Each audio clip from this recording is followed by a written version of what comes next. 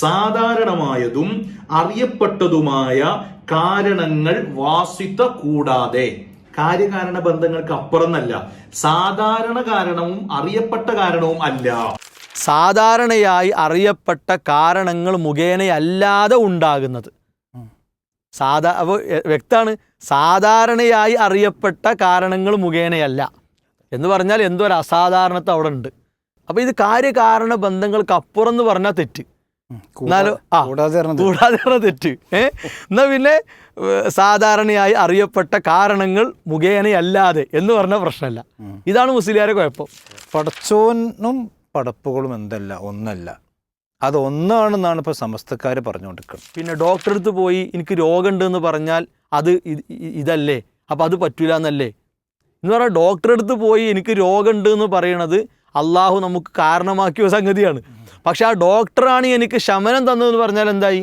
അത് അസ്ബാബിന് അപ്പുറത്തുള്ളതാണ്. ഒരു സാധാരണ കൊടുക്കുന്ന കഴിവെന്ന് പറയില്ലേ, പക്ഷേ കൊടുത്ത കഴിവ് പ്രാക്ടിക്കലായിട്ട് എന്ത് ചെയ്യുക, സമസ്തക്കാരെ സാധാരണ ഉപയോഗിക്കുന്നത് വെച്ചാൽ കൊടുത്ത കഴിവാണ്. കാരണം പ്രസംഗിക്കാൻ പേരോട് മുസ്ലിയാരാണല്ലോ വിളിക്കുക. കാരണം പേരോട് മുസ്ലിയാർക്ക് അള്ള കഴിവ് കൊടുത്തിട്ടുണ്ട് എന്ന് വിശ്വാസം ഉള്ളതുകൊണ്ടാണല്ലോ വിളിക്കുന്നത്. നമ്മൾ കഴിഞ്ഞ ഒരു എപ്പിസോഡിൽ തൗഹീദും ശിർക്കും വേർതിരിക്കുന്ന കാര്യങ്ങളെക്കുറിച്ച്, അതിൻ്റെ മാനദണ്ഡങ്ങളെക്കുറിച്ചൊക്കെ സംസാരിക്കുകയുണ്ടായി. എന്നാൽ ഇത് സലഫികൾ ഉണ്ടാക്കിയെടുത്ത തൗഹീദും ശിർക്കും വേർതിരിക്കാനുള്ള മാനദണ്ഡത്തെക്കുറിച്ചൊക്കെ സംസാരിക്കുമ്പോൾ അവിടെ സലഫികളെയാണ് അവർ പ്രതി ചേർക്കുന്നത്. ഇത് സലഫികൾ കൊണ്ടുവന്ന ഒരു അവസ്ഥയാണ്. അതുകൊണ്ട് ഇത് കൃത്യമായിട്ടൊന്ന് അഡ്രസ്സ് ചെയ്യേണ്ടതുണ്ട്. നമ്മൾ പിന്നെ മുമ്പത്തെ ഒരു പ്രൂഫ് പോയിന്റ് ചർച്ചക്കെടുത്ത വിഷയമാണ്. അപ്പോൾ ഇത് കേൾക്കുന്നവർ വിചാരിക്കുക എന്തോ ഒരു പുതുമുള്ള സംഗതിയാണ് എന്നാണ്. പക്ഷേ ഇതിന് പ്രമാണങ്ങൾ പരതിയാൽ ഇതിൻ്റെ പഴക്കം നമുക്ക് മനസ്സിലാവും. കാര്യകാരണ ബന്ധം, അതേപോലെ തന്നെ ഭൗതികം അഭൗതികം, ഇങ്ങനെയുള്ള ഈ ചർച്ചയുടെ പഴക്കം എത്രത്തോളം ഉണ്ട് എന്ന് ആർക്കും ബോധ്യമാകുന്ന ഒരു സംഗതിയാണ്. ഇവിടെ ഇപ്പോൾ സംഭവിക്കുന്നൊരു സംഗതി എന്താ വെച്ചാൽ, പിന്നെ ഈ ചുടുവെള്ളത്തിൽ വീണ പൂച്ച പച്ചവെള്ളം കണ്ടാലും പേടിക്കുമെന്ന് പറഞ്ഞില്ലേ, അതേപോലെ മുസ്ലിയാക്കന്മാരുടെ അവസ്ഥ. അതായത് പഴയകാലത്തെ മുസ്ലിയാക്കന്മാർ ഇതുകൊണ്ട് കുടുങ്ങിയിട്ടുണ്ട്. അപ്പോൾ ഏത് എടുത്താലും, ഈ കേസ മുസ്ലിയാരാകട്ടെ, നാട്ടികയാകട്ടെ, അതേപോലെ ഏത് മുസ്ലിയാക്കന്മാരെടുത്താലും അഹ്ലുസുന്നയുടെ വക്താക്കൾ തൗഹീദും ഷിർക്കും പ്രമാണങ്ങളിൽ വെച്ച് പഠിപ്പിക്കുന്ന വിഷയത്തിൽ അവർക്ക് മുമ്പിൽ എന്ത് ചെയ്യാൻ പറ്റിയിട്ടില്ല, ഈ ഷിർക്കിൻ്റെ ആളുകൾക്ക് വിജയിക്കാൻ കഴിഞ്ഞിട്ടില്ല. അപ്പോൾ അന്ന് മുതലേ ഇവർക്കൊരു പേടിയായിട്ടുള്ള കാര്യങ്ങളാണിതൊക്കെ. അപ്പോൾ സ്വാഭാവികമായിട്ട് ഇപ്പോഴത്തെ കാലത്തെ മുസ്ലിയാക്കന്മാർക്ക് അത് പേടിനായിരിക്കും. കാരണം അന്ന് അവർ മുൻഗാമികൾ പേടിച്ചാണല്ലോ, അതിൻ്റെ ബാക്കി പടിഞ്ഞ് എന്ത് കണ്ടാലും പേടിക്കും. അപ്പോൾ നമ്മളിപ്പോൾ എന്തൊരു ചർച്ച എടുത്ത് അവിടെ ഇങ്ങനെ കാര്യം എന്ന് പറയുമ്പോൾ ഒരു മനസ്സിലാക്കുന്നത് കാര്യകാരണം എന്താണെന്നുള്ള അത്രയ്ക്ക് ഒരു പേടിൻ്റെ വിഷയത്തിൽ. അതാണ് ഇവിടെ ഈ നമ്മുടെ പ്രൂഫ് പോയിൻറ്റിന് മറുപടിയായിട്ട് വന്ന മുസ്ലിയാരുടെ വിഷയത്തിൽ നമ്മൾ കണ്ടത്.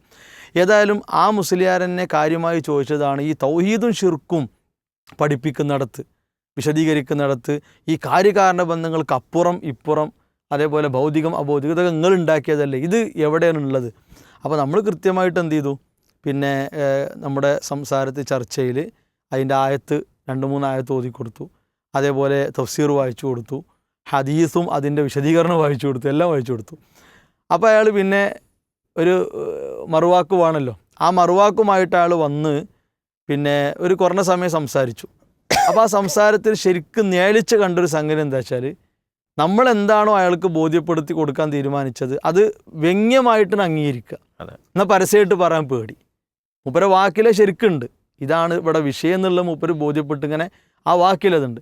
പക്ഷെ അതിങ്ങോട്ട് പരസ്യപ്പെടുത്താൻ ഒരു ജാള്യത ഉണ്ടാവുമല്ലോ, അതാണ്. അതിന് 2 കാരണങ്ങളുണ്ട്. ഒന്ന്, ഇപ്പോൾ സമസ്ത തൗഹീദ് വളരെ അവതാളത്തിലാണ്, അപ്പോൾ അതൊന്ന് മറച്ചു വെക്കണം. അതെ, അത് ശരിക്കും അവതാളത്തിലാക്കിയിട്ടുണ്ട്. രണ്ടാമത്തെ എന്താ വെച്ചാൽ, അഹ്ലുസുന്നയുടെ തൗഹീദിനെ അപകീർത്തിപ്പെടുത്തണം. ഇവരിങ്ങനെ ഞെളിഞ്ഞൊന്നും പോകണ്ടെന്നുള്ള ഒരു മാനസികാവസ്ഥയിലാണ് പോലുള്ളത്. ഏതായാലും നമ്മൾ മൂപ്പര് നമ്മളോട് ആവശ്യപ്പെട്ട് ഈ വീണ്ടും മൂപ്പര് മറുപടി എന്ന് പറഞ്ഞ് വന്നതിനും ആവശ്യപ്പെട്ട ഭാഗം ഒന്ന് കേൾക്കാതെ. സാധാരണക്കാർക്ക് ഉൾക്കൊള്ളാന് തൗഹീദിന്റെ മാനദണ്ഡമായിട്ട് ഭൗതികം അഭൗതികം, അധീനം അതീതം അടക്കമുള്ള നിങ്ങൾ സാധാരണ പറയുന്ന ഈ വാക്കുകൾ ഈ KM മൗലവി ഇവരൊന്നും അല്ലാത്ത ലോകത്ത് വേറെ ആരും പറഞ്ഞിട്ടില്ലേ? അല്ല, മലയാളത്തിൽ മാത്രമേ തൗഹീദുള്ളൂ, മലയാളത്തിൽ മാത്രമേ മുഅ്മിനീങ്ങളുള്ളൂ, മലയാളം സംസാരിക്കുന്ന അല്ലല്ലോ. ഇതിന് വേണ്ട, ഇനി മലയാളത്തിൽ തന്നെ നിങ്ങൾ ഈ പറയപ്പെട്ട ആൾക്കാരല്ലാതെ വേറെ ആരാണത് പറഞ്ഞിട്ടുള്ളത്? ഇത് നിങ്ങൾ കെട്ടിച്ചമച്ചുണ്ടാക്കിയതല്ലേ? തൗഹീദ് ശിർക്കിന്റെ മാനദണ്ഡമായിട്ട് ദൃശ്യം അദൃശ്യം, ഭൗതികം അഭൗതികം, കാര്യകാരണ ബന്ധങ്ങൾക്ക് അതീതം അധീനം, ഇങ്ങനെ ഒരാളും പറഞ്ഞിട്ടില്ല. അപ്പോൾ മൂപ്പര് ന്യായീകരിച്ച് വെച്ചാൽ മാനദണ്ഡാക്കിയിട്ട് ആര് പറഞ്ഞു? തൗഹീദും ശിർക്കും പറയുന്നിടത്ത് മാനദണ്ഡാക്കിയിട്ട് ആര് പറഞ്ഞു എന്നാണ്.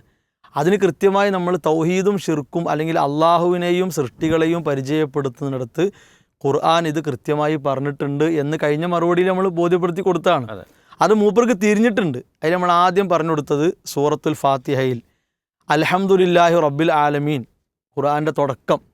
അപ്പോൾ അവിടെ റബ്ബുൽ ആലമീൻ, ലോകരുടെ റബ്ബ് എന്നാണ്. റബ്ബ് എന്ന് പറഞ്ഞാൽ നമുക്കറിയാം അള്ളാഹു ഖാലിക്കാണ്, മാലിക്കാണ്, റാസിഖാണ്, മുദബ്ബിറാണ്, വക്കീലാണ്. ഇങ്ങനെയുള്ള അള്ളാഹുവിൻ്റെ നാമങ്ങളെല്ലാം ഉൾക്കൊള്ളുന്ന ഒരു നാമമാണ് ഏത്? റബ്ബ് എന്നുള്ളത്. അപ്പോൾ റബ്ബ് രക്ഷിതാവ്, അതേപോലെ തന്നെ അതോ ഖാലിക്ക്, പിന്നെ മഖ്ലൂക്ക്. അപ്പോൾ സൃഷ്ടി ആര്, സൃഷ്ടാവ് ആര് എന്നാണ് ഈ ആയത്ത് പഠിപ്പിക്കുന്നത്. സൃഷ്ടി ആര്, സൃഷ്ടാവ് ആര് എന്ന് പഠിപ്പിക്കുന്ന ഈ ആയത്ത് തൗഹീദുമായി ബന്ധപ്പെട്ട ആയത്തല്ല എന്ന് എങ്ങനെ ഇയാൾ പറയാം? കാരണം അല്ല ഈ ഖുർആൻ തുടക്കം മുതൽ എന്താ പഠിപ്പിക്കണത്? തൗഹീദാ പഠിപ്പിക്കണത്. ഇനി മാത്രവുമല്ല, അവിടെ നമ്മൾ വായിച്ച് കേൾപ്പിച്ചു കൊടുത്തു. ആലം എന്ന് പറഞ്ഞാൽ വഹുവ കുല്ലു മൗജൂദിൻ സിവല്ല, അല്ല അല്ലാത്ത എല്ലാം ആലമാണ്. ലോകം എന്ന് പറഞ്ഞാൽ അതിന് പ്രയോഗിക്കുന്നൊരു വാക്കാണ് ഭൗതികം എന്നത്. നമ്മൾക്ക് കാണാൻ പറ്റുന്നതും പറ്റാത്തതുമായ പല ലോകങ്ങളുമുണ്ട്, പല സൃഷ്ടികളുമുണ്ട്. അതെല്ലാം ആലമിൽപ്പെട്ടതാണ്. അപ്പോൾ ഇതൊക്കെ തഫ്സീറുകളിലുണ്ട് എന്ന് പറഞ്ഞ് ഇബ്നു കസീർ റഹിമഹുള്ളയുടെ തഫ്സീർ വായിച്ചു കൊടുത്തു. അപ്പോൾ അയാൾ മൂപ്പര് അവിടെ ഇവിടെ ഭൗതികം എന്നുള്ളത്, ഭൗതികം എന്നുള്ള വാക്ക് അയാൾക്ക് കിട്ടണം, അത് മൂപ്പരെ വാശിയാണ്. അപ്പോൾ ആലം എന്ന വാക്കിനെ പറ്റി അറിയാത്തത് കൊണ്ടായിരിക്കാം, അത്രേ ഉള്ളൂ. കാരണം ഈ ഒരു തത്വത്തിൽ അവരുടേതായ ഒരു തത്വത്തിൽ നിന്ന് കഴിഞ്ഞാൽ സ്വാഭാവികമായിട്ടും കിതാബുകളിൽ എന്താണെന്ന് എന്ത് ചെയ്യില്ല, തിരിയില്ല. അപ്പോൾ ഇവിടെ ആലം എന്ന വാക്കിനെ വിശദീകരിച്ചു കൊണ്ട് തന്നെ പണ്ഡിതന്മാർ പറഞ്ഞതാണ് അള്ളാഹു അല്ലാത്ത എല്ലാ സൃഷ്ടികളും ആലം എന്നതിൽ പെട്ടതാണ്. അതിൽ അള്ളാഹു അസ്ബാബാക്കിയിട്ടുണ്ടാവും. ഇനി കാരണങ്ങൾ ഉണ്ടായാലും ഇല്ലെങ്കിലും ഇടപെടാൻ കഴിവുള്ളവനാരാണ്? അള്ളാഹുവാണ്. മാത്രവുമല്ല അതേ സൂറത്തിലെ ഇയ്യാക നഅ്ബുദു വഇയ്യാക നസ്തഈൻ എന്ന ആയത്ത് നമ്മൾ ഓതി കൊടുത്തു. അപ്പോൾ അത് ഓതിയിട്ട് അവിടെ ശരിക്കും എന്താ ഇബാദത്താണ്, തൗഹീദ പഠിപ്പിക്കണത്. ഇബാദത്ത് ആരോട്, ഇസ്തിആനത്ത് ആരോട്. അപ്പോൾ അവിടെയും തന്നെ ഇബ്നു കസീർ റഹിമഹുല്ലാഹ് ഓരോന്നും പറഞ്ഞിട്ടുണ്ട്. പിന്നെ എന്താണ് ഇയ്യാക നഅ്ബുദു എന്ന് പറഞ്ഞാൽ ഫൽ ഔവൽ തബർറുഉ മിനശ് ശിർക്ക്, ഷിർക്കിൽ നിന്ന് പൂർണ്ണമായി വിട്ടു നിൽക്കുക. വസാനി തബർറുഉ മിനൽ ഹൗലി വൽ ഖുവ്വ വത്തഫ്വീൽ, എല്ലാ കഴിവും ശക്തിയും അള്ളാഹ്ക്കാണ് എന്ന് ഒരാൾ എന്ത് ചെയ്യണം? അംഗീകരിക്കണം. അതാണ് ഇസ്തിആനത്ത് എന്ന് പറഞ്ഞാൽ. അപ്പോൾ ഈ ഇസ്തിആനത്ത് അള്ളാഹുവിൽ നിന്ന് കിട്ടേണ്ട ഇസ്തിആനത്താണ് അള്ളാഹു അല്ലാത്തവരിൽ നിന്ന് കിട്ടുന്നവർ പറയണത്. സന്താനങ്ങളെ കിട്ടും, അതേപോലെ തന്നെ രോഗത്തിന് ഷിഫാ കിട്ടും, ഇതൊക്കെ ഇവർ വാദിക്കുകയാണ്. അപ്പോൾ ഈ ആയത്ത് തൗഹീദും ഷിർക്കും വേർതിരിക്കലാണ്.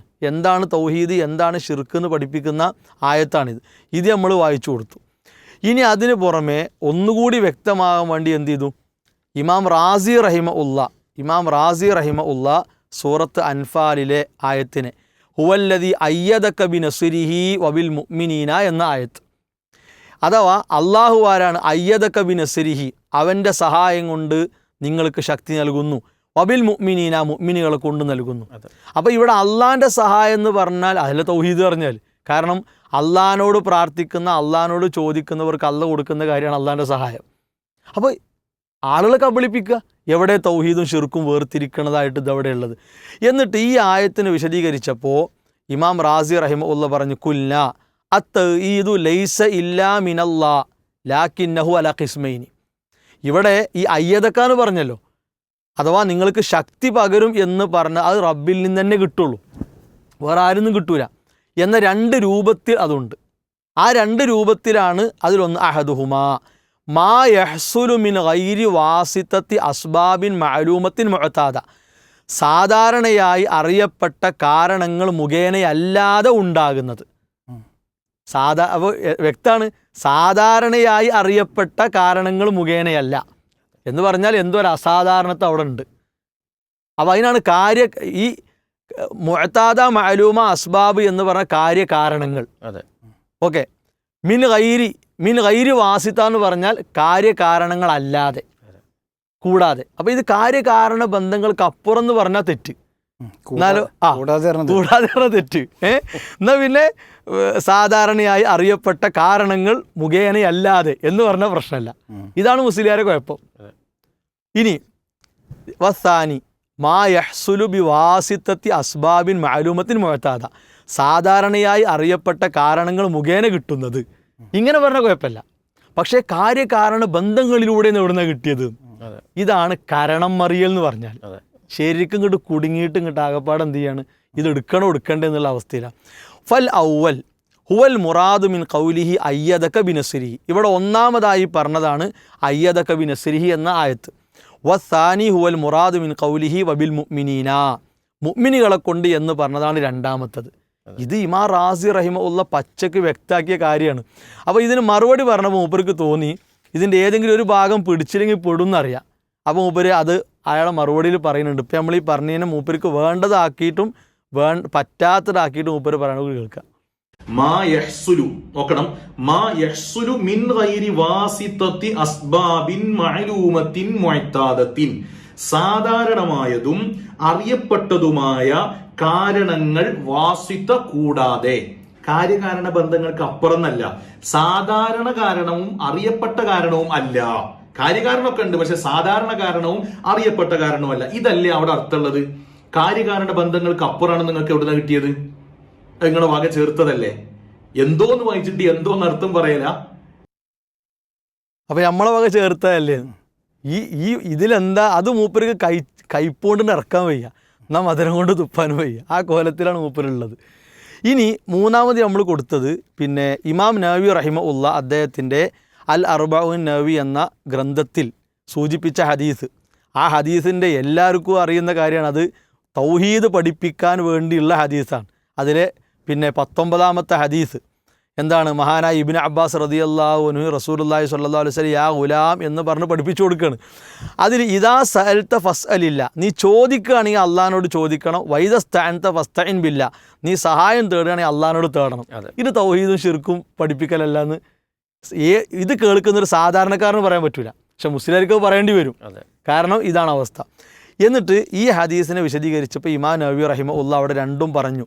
ثم إن كانت الحاجة التي يسألها لم تجر العادة بجريانها على أيد خلقه, സൃഷ്ടികളുടെ കയ്യാൽ നടന്നു കിട്ടാത്തത്, അതാണ് സൃഷ്ടികളുടെ കഴിവ്. അപ്പോൾ സൃഷ്ടികളുടെ കയ്യാൽ നടന്നു കിട്ടാത്തതെന്ന് പറഞ്ഞാൽ കുഴപ്പമില്ല, പക്ഷെ സൃഷ്ടികളുടെ കഴിവിൽ പെടാത്തതെന്ന് പറഞ്ഞാൽ എന്തായി, പ്രശ്നമായി.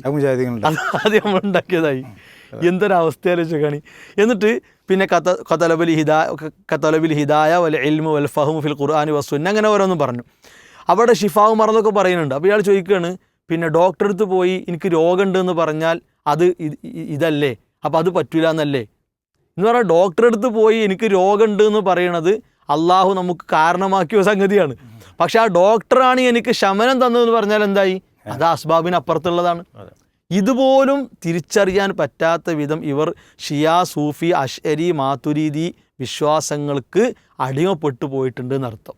അപ്പോൾ ഇത് കാര്യകാരണ ബന്ധങ്ങൾക്കപ്പുറം, അതേപോലെ തന്നെ ഇപ്പുറം സൃഷ്ടിയുടെ കഴിവ്, സാധാരണ കഴിവ്, സൃഷ്ടാവിൻ്റെ കഴിവ്, ഇങ്ങനെയുള്ള കാര്യങ്ങളൊക്കെ ഖുർആൻ തന്നെ നമ്മളെ അതിലേക്ക് സൂചനയായിട്ടും ഹദീസുകളിലും അത് വിശദീകരിച്ച് പണ്ഡിതന്മാരും ഒക്കെ വ്യക്തമാക്കി തന്ന ഒരു സംഗതിയാണ്. പക്ഷേ ഈ പറഞ്ഞ രണ്ട് കാരണങ്ങൾ, ഒന്ന് അവരെ തൗഹീദ് അവതാളത്തിലാണ്, രണ്ട് അഹ്ലുസുന്നയെ അപകീർത്തിപ്പെടുത്തണം. ഈ രണ്ട് ലക്ഷ്യങ്ങളിലൂടെ പോകണം മുസ്ലിയാക്കന്മാർക്ക്. ഇത് ദഹിച്ചു കൊള്ളണം എന്നില്ല. അതുകൊണ്ട് സാധാരണക്കാരോട് പറയാനുള്ളത്, പ്രമാണങ്ങളിൽ ഉള്ളത് എന്താണോ അതാണ് കൃത്യമായി മുജാഹിദ് പ്രസ്ഥാനം നാളെ ഇതുവരെ പഠിപ്പിച്ചു പോന്നിട്ടുള്ളത്. അതിലൂടെ തന്നെയാണ് ഇപ്പോഴും തുടർന്ന് പോകുന്നത്. സലഫി ഇവിടെ ന്യായീകരണങ്ങളുടെ സമൂഹത്തിൽ പിടിച്ചു നിൽക്കുകയാണ് മുസ്ലിയാക്കന്മാർ ചെയ്യുന്നത്. ശരിക്കും ഇവരുടെ തൗഹീദിൻ്റെ അവസ്ഥ ഒന്ന് തുറന്നു കാട്ടേണ്ടതുണ്ടല്ലോ. യഥാർത്ഥത്തിൽ ഇവിടെ മുസ്ലിം പറഞ്ഞതുപോലെ ഇപ്പോൾ കാര്യകാരണ ബന്ധത്തിന് അപ്പുറം ഇപ്പുറം ഇത് പിന്നെ നമ്മൾ മുജാഹിദീങ്ങൾ കണ്ടെത്തിയതല്ല. അഹ്ലുസുന്നയുടെ പണ്ഡിതന്മാർ ഖുറാനിൻ്റെയും ഹദീസിൻ്റെയും അടിസ്ഥാനത്തിൽ തഫ്സീറിലും അതുപോലെ തന്നെ ഹദീസിൻ്റെ കിതാബുകൾക്ക് ഉള്ളതാണ്. ഇനി നമുക്ക് അവരോട് ചോദിക്കണം വെച്ചാൽ, ഇപ്പം നിങ്ങൾ പറഞ്ഞല്ലോ അള്ളാഹിനോട് ചോദിക്കണം എന്തും സൃഷ്ടി കുറിച്ച്, അതിന് ആരാ പറഞ്ഞത്? ഒരു അഹ്ലുസുന്നയുടെ ഇമാം ഇമാം ഷാഫി പറഞ്ഞു, അല്ലെങ്കിൽ ഏതെങ്കിലും സഹാബി പറഞ്ഞു, നിങ്ങൾ അള്ളാഹു സുബ്ഹാനഹു വ തആലയോട് ചോദിക്കുന്ന ചോദ്യങ്ങളെന്തും നിങ്ങൾക്ക് സൃഷ്ടികളോട് ചോദിക്കാം, അള്ളാഹ് ഇലാഹാണ് വിശ്വാസം ഇല്ലെങ്കിൽ എന്തും ചോദിക്കാം. അതാണ് ഇപ്പോൾ സമസ്തൻ്റെ തൗഹീദ്. ഈ തൗഹീദ് അഹ്ലുസുന്നയുടെ ഏത് ഇമാമ് പറഞ്ഞു തുടക്കത്തിലുള്ള. അപ്പോൾ ഈ കാര്യകാരണ ബന്ധങ്ങളൊക്കെ തിരിഞ്ഞ ഇമാമിങ്ങൾ തന്നെയാണ്. ഇത് തിരിയുന്ന ഏതൊരാൾക്കും മനസ്സിലാകുന്ന കാര്യമാണ് അള്ളാഹിനോട് ചോദിക്കണ കാര്യം അള്ളാഹിനോട് ചോദിക്കാൻ പാടുള്ളൂ. അള്ളാഹിനോട് ചോദിക്കണ കാര്യം അള്ളാഹിനോട് ചോദിക്കാൻ പാടുള്ളൂ. അതാണ് ഇത് ഏതൊരു മനുഷ്യൻ വ്യക്തമാകുന്ന കാര്യമാണ്.